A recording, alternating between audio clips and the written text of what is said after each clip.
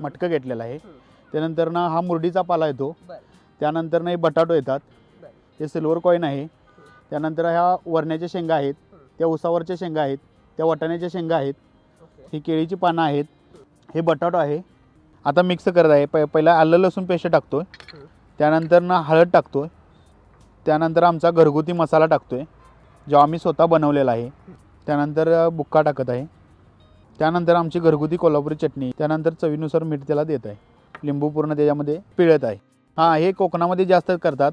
हा मुरडीचा पाला त्यामध्ये टाकत आहे, वरण्याच्या शेंगा टाकल्यात, नंतर ना वाटाणे हे केळीची पानं आहेत, पूर्ण घालायचं त्याच्याखाली, पूर्ण हातरून घेतलेलं आहे। हां हां, ह्याच्यामध्ये काळं मीठ टाकलं जातं, पूर्ण त्याच्या हातरत आहे। परत वाटाण्याच्या शेंगा टाकत आहोत।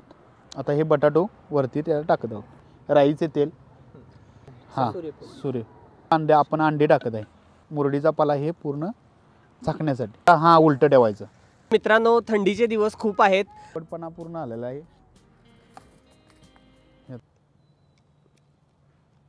खूपच मस्त लागतंय, एक सुगंध या चिकनला लागलेला आहे।